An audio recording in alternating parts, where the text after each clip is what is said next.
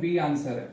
अब समझते हैं ऑप्शन बी आंसर क्यों है। ये क्वेश्चन बहुत आता है SSC, banking, railway, Delhi police, कोई भी एग्जाम हो कॉम्पिटेटिव, वो बहुत ज्यादा पूछा जाता है। फोरसेक, अबैंडन और डेजर्ट का डिफरेंस। ठीक है, यहाँ पर अबैंडन आ रहा है, तीनों वर्ड सिनोनिम्स है, तीनों का मतलब है छोड़ देना, त्याग देना। ठीक है, टू लीव। हाँ, लीव का भी डिफरेंस बताऊंगा कि लीव कब लगाते हैं। चलो, यहां पर अबैंडन क्यों आ रहा है तो ध्यान रखना, अबैंडन वर्ड का यूज हम जब करते हैं जब किसी चीज को हम इनवॉलेंटरीली छोड़ते हैं। ठीक है, इनवॉलेंटरी लिख लो। वॉलेंटरी का मतलब क्या होता है, वॉलंटियर्स होते हैं जो अपनी इच्छा से कुछ करते हैं। तो इनवॉलेंटरी, इन वर्ड जब इन प्रीफिक्स जब किसी वर्ड पे लग जाता है तो वो उसका अपोजिट हो जाता है, जैसे कंप्लीट का इनकम्प्लीट। तो इनवॉलेंटरी मतलब नॉट विलिंग, आपका मन नहीं है उस चीज को छोड़ने का लेकिन छोड़ना पड़ रहा है, तो आप लगाओगे अबैंडन। भाई मेरा आइडिया मुझे तो बहुत पसंद है लेकिन कोई कह रहा है कि नहीं ये आइडिया ठीक नहीं है, तुम छोड़ दो। अब मुझे छोड़ना पड़ रहा है, कोई भी मजबूरी हो सकती है, तो जब आपको मजबूरी में कुछ छोड़ना पड़े, आपकी विलिंग नहीं है, छोड़ना पड़ रहा है, सो अबैंडन वर्ड का यूज करें। ठीक है, जैसे अफगानिस्तान के लोग है ना, they have to abandon their own countries. हाँ, या Kashmiri Pandit had to abandon their own houses on their own farms due to the riots। ठीक है, अब forsake का मतलब भी छोड़ना होता है। अब forsake का मतलब छोड़ना होता है तो कब यूज करेंगे, देख लो, ये कॉपी कर लिया ना सबने, इनवॉलंटरी कॉपी कर लिया भाई। ठीक है, देखो एक एक वर्ड बताता हूं। अब forsake का मतलब भी छोड़ना है। अब forsake वर्ड को कब छोड़ते हैं, सुनो ध्यान से। forsake वर्ड को जब छोड़ते हैं जब आप किसी दूसरी अपॉर्चुनिटी, या तो आपको डेंजर है या आपको कोई और अपॉर्चुनिटी मिल गई है जिसकी वजह से आप किसी चीज को छोड़ रहे हो। कहने का मतलब है जब आप किसी ऑप्शन 1 से ऑप्शन 2 पर जाओगे। ठीक है, ऑप्शन 1 से ऑप्शन 2 पर जा रहे हो तो ऑप्शन 1 को छोड़ रहे हो ऑप्शन 2 के लिए।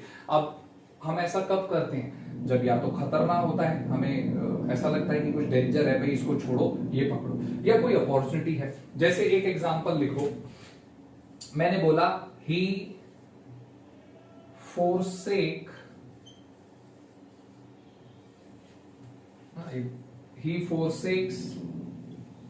politics, he forsake politics for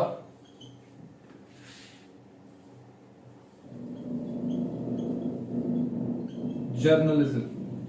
हाँ, he forsakes politics for journalism। भाई उसने पॉलिटिक्स छोड़ दिया जर्नलिज्म के लिए। तो जब आप एक ऑप्शन से दूसरे ऑप्शन पे जाते हैं, उसके पीछे रीजन डेंजर हो या आपको अलग अपॉर्चुनिटी लग रही हो, ऐसे केस में यूज करते हैं forsake, है ना। या जैसे कई बार forsake वर्ड का यूज आप फ्रेंडशिप के लिए भी देखोगे कि यूज होता है ना, कि forsake his friendship। अब पेरेंट्स हो सकता है ना आपको किसी पर्टिकुलर फ्रेंड की फ्रेंडशिप छोड़ने को इसलिए कह रहे हैं कि उन्हें कुछ डेंजर लग रहा है, तो वो चाह रहे हैं कि आप उसकी फ्रेंडशिप छोड़ के किसी दूसरे से फ्रेंडशिप करो। जब भी आप ऑप्शन 1 से ऑप्शन 2 पर जा रहे हो ड्यू टू डेंजर और अपॉर्चुनिटी, forsake वर्ड का यूज करेंगे। क्लियर हो रहा है? ठीक है, चलो नेक्स्ट वर्ड पर आ जाओ। नोट कर लो इसे, ही forsakes politics for journalism, है ना। तो ऐसे केस में forsakes लगाते हैं। अच्छा, एक वर्ड हमने देखा डेजर्ट, उसका भी मीनिंग छोड़ना ही होता है, राइट। ठीक है, तो डेजर्ट वर्ड का यूज कब करना है, डेजर्ट वर्ड का यूज जब करते हैं जब आप अपनी ड्यूटी या रिस्पॉन्सिबिलिटी को छोड़ देते हैं। जब आप अपनी ड्यूटी या रिस्पॉन्सिबिलिटी को छोड़ते हैं तो आप डेजर्ट वर्ड लगाओगे। इसलिए आपको बहुत कॉमनली डेजर्ट वर्ड का यूज मिलेगा, जैसे the soldiers must not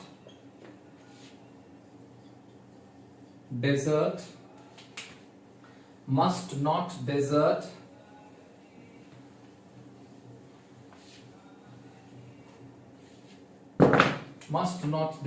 his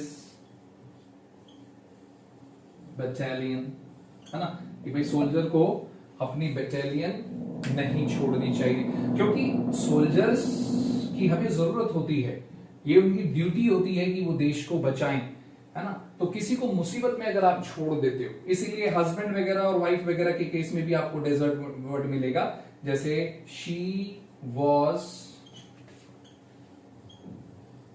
deserted by her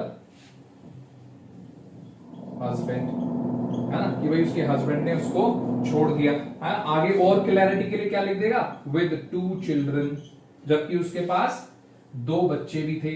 अब पति की जिम्मेदारी थी ना उन 2 बच्चों का ध्यान रखना, वाइफ का ध्यान रखना, लेकिन उसने रखा नहीं। तो जब आप किसी को मुसीबत में छोड़ देते हैं, आपकी रिस्पॉन्सिबिलिटी होती है, आपकी ड्यूटी होती है, लेकिन आप उसको छोड़ देते हो बीच में, तो उसको बोलते हैं डेजर्ट। ठीक है, तो क्लियर रखो, अबैंडन यूज करना है जब आप अनविलिंगली कुछ छोड़ रहे हो, फोर्सेक यूज करना है जब आप एक ऑप्शन से दूसरे ऑप्शन पर जा रहे हो, पहला ऑप्शन छोड़ रहे हो। ठीक है, डेजर्ट यूज करना है जब आप देख रहे हो कि कोई अपनी ड्यूटी रिस्पॉन्सिबिलिटी बीच में छोड़कर जा रहा है। इस डेजर्ट वर्ड पे मुझे एक इडियम और याद आ रहा है ना, मैं वो इडियम और बता देता हूं, ये नोट कर लो भाई, एग्जांपल्स नोट कर लिए, साथ साथ नोट करते रहा करो, ठीक है ना। डेजर्ट वर्ड पे एक इडियम और बता रहा हूं, लीव इन लर्च। ये एक इडियम्स एंड फ्रेज है इंग्लिश में, जिसको बोलते हैं लीव इन लर्च, बीच मझधार में छोड़ देना किसी को, है ना। जब आपको किसी की जरूरत है और आपको कोई छोड़ दे, तो आप बोलोगे he deserted me when I needed him the most, he deserted me when I needed him the most, कि भैया उसने मुझे जब छोड़ दिया जब मुझे उसकी सबसे ज्यादा जरूरत थी। ठीक है, तो लीव इन लर्च एक इडियम है, एक मुहावरा है, इसको याद रखो। अच्छा, डेजर्ट वर्ड में मैंने आपको कंफ्यूजिंग वर्ड्स भी पढ़ाए थे, तो मैंने बताया था एक डबल एस वाला डेजर्ट भी होता है। मैंने बताया था डबल एस वाला डेजर्ट जो है वो नाउन होता है, जिसका मीनिंग होता है स्वीट डिश। अच्छा, यहां पर कई लोगों को ये कंफ्यूजन रहती है कि भाई मिठाइयों को डेजर्ट कहते हैं, नहीं डियर, मिठाइयों को तो स्वीट्स कहते हैं, ध्यान रखना। ठीक है, स्वीट्स। डेजर्ट वो मीठा होता है जो स्पेशली खाना खाने के बाद खाया जाता है। अब वो जैगरी भी हो सकता है ना, गुड़ भी हो सकता है, या शक्कर बुरा भी हो सकता है, कुछ भी ऐसा जो खाने के बाद मीठा खाया जाए उसे डेजर्ट कहते हैं। अच्छा, कंफ्यूजिंग वर्ड याद करने के लिए मैं हमेशा आपको कहता हूं कि कोई ना कोई ट्रिक बना लिया करो। तो यहां पर मैंने आपको ट्रिक पढ़ाई थी कि डबल एस वाला डेजर्ट ही डबल ई वाला स्वीट डिश होगा। सिंगल एस वाला डेजर्ट में मैंने एक चीज और आपको समझाई थी कि सिंगल डेजर्ट जो है वो वर्ब भी है और नाउन भी है ना। रेगिस्तान को भी तो डेजर्ट बोलते हैं ना, द सहारा डेजर्ट, और वर्ब बनता है डेजर्ट, तो मीनिंग होता है टू लीव इन लर्च। तो भाई ये इस तरह के वर्ड्स पसंद करते हैं एग्जामिनर, है ना, जिसमें कुछ थोड़ा सा सीखने को है, थोड़ा सा गेम है यहाँ पर। तो be ready for the game, right. Examiner is there, they are well prepared,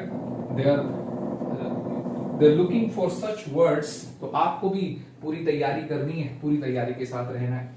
अच्छा, इसके साथ साथ मैं आपको लीव वर्ड का कॉन्टेक्स्ट भी बताऊं। देखो, लीव वर्ड का कॉन्टेक्स्ट ना अक्सर किसी जगह को, प्लेस के कॉन्टेक्स्ट में करते हैं, जब आप कहीं से निकल रहे होते हैं। जैसे मैं बोलूं I am leaving for Delhi today, कि भाई आज मैं दिल्ली के लिए निकल रहा हूं। ठीक है, ट्रेन निकल रही है, तो ट्रेन के लिए आप बोलोगे मेरी ट्रेन निकल गई यार, तो द ट्रेन लेफ्ट। ठीक है, तो इस तरह के कॉन्टेक्स्ट में यूज होता है लीव, बहुत लाइट वर्ड है लीव, है ना। अच्छा, और एक वर्ड मैं आपको बताऊं तो ये 2 वर्ड और आप याद कर लो, रिनाउंस और रिलिंक्विश, ये भी इसी के सिनोनिम होते हैं। रिनाउंस और रिलिंक्विश वर्ड का यूज वॉलंटरी केस में होगा, यानी कि जब आप खूब जानबूझकर, है ना, जब आप होशो हवाश में जानबूझकर किसी चीज को छोड़ते हो। ठीक है, जब आप होशो हवाश में जानबूझकर किसी चीज को छोड़ते हो अपनी विलिंग के साथ, तब आपको ये यूज करना होता है। ठीक है, किसी भी प्रॉपर्टी का क्लेम आप छोड़ रहे हो, या अपने राइट्स, है ना, लीगल राइट्स को छोड़ रहे हो, फंडामेंटल राइट्स को छोड़ रहे हो, या आप संन्यास ले रहे हो, दुनिया छोड़ रहे हो, तो संन्यास के साथ आपको अक्सर रिनाउंस वर्ड मिलेगा, है ना। रिनाउंस वर्ड आप देखोगे जब कोई बोलता है भाई he has renounced the world, तो मतलब है कि उसने संन्यास ले लिया है।